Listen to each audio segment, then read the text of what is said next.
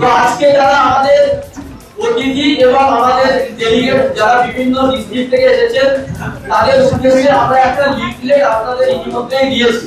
যে সমস্ত ভাইরা দায়িত্বশীল আছে তারা নির্দিষ্টভাবে তাদের দায়িত্ব পালন করবে, কিন্তু শুধু দেন উপকার দেন। আমাকে মুর্শিদাবাদের কোনো এক জায়গায় আমি একটা সাংবাদিক করতে গেছি, অসুবিধা হচ্ছে, আপনারা কলকাতা থেকে আসবেন, আর ওরা যখন ডাকবে তখন আপনারা আসবেন না, এরকম না।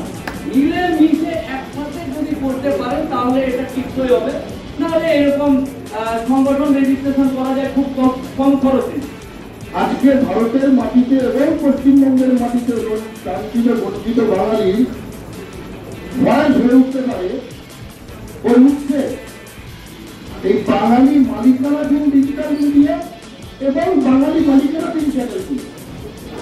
এর মতো কোনো বিরোধ দেখি না, কিন্তু এটা কোনো ভাবতেস নয়, তাই না? ওটা ভাবতে সেটা নয়, এই প্রেস ক্লাবের থেকে বেশি দূরে নয়, এই ধর্মতলা বাংলা পক্ষে একটি লম্বা ধর্ণা করেছি।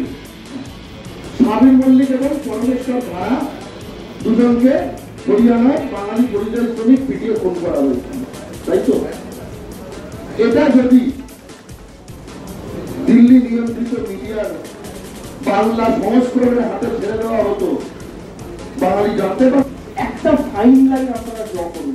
সেই ফাইন লাইনটা হচ্ছে কারা সত্যি ডিজিটাল মিডিয়া আর কারা সত্যি ইন্ডিভিজুয়াল কন্টেন্ট ক্রিয়েটার।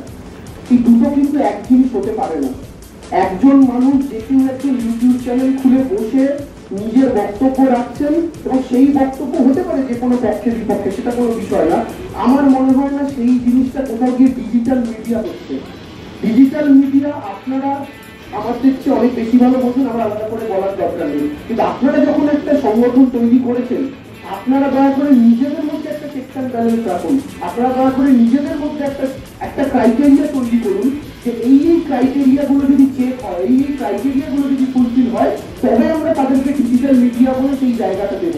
আজকের ব্রেকিং নিউজে আপনাকে স্বাগত। 23শে ফেব্রুয়ারি 2025 রবিবার কলকাতা প্রেস ক্লাবে অনুষ্ঠিত হলো ডিজিটাল মিডিয়া ফেডারেশনের প্রথম সম্মেলন, যা আজ সংবাদ শিরোনামে উঠে এসেছে। সম্মেলনে ডিজিটাল সাংবাদিকদের অধিকার, স্বীকৃতি ও সুরক্ষার দাবিতে জোরালোভাবে তুলে ধরা হয়। ডিজিটাল মিডিয়া জনপ্রিয়তা অর্জন করলেও সাংবাদিকরা নানা চ্যালেঞ্জের মুখোমুখি হচ্ছেন এবং সরকারের সুবিধা থেকে বঞ্চিত। এ সম্মেলনে আইনি স্বীকৃতি আলাদা প্রেস ক্লাব, স্বাস্থ্য জীবন বীমা আলাদা প্রেস কার্ড, সরকারি বিজ্ঞাপন, নিরাপত্তা, আইনগত সহায়তা ও প্রেস ক্লাবের সদস্য পদের দাবি জানানো হয়। তৃণমূলের মুখপাত্র দেবাংশু ভট্টাচার্য ডিজিটাল মিডিয়ার স্বাধীনতার গুরুত্ব তুলে ধরেন। এই সম্মেলন নতুন একটি আন্দোলনের সূচনা করেছে, যা প্রতিটি জেলায় কমিটি গঠনের পরিকল্পনা করছে। এটি শুধু ডিজিটাল সাংবাদিকদের স্বীকৃতি নয়, বরং এটি নতুন লড়াইয়ের শুরু। আপনি দেখছিলেন কলকাতা দর্পণ, আমি সারিয়া।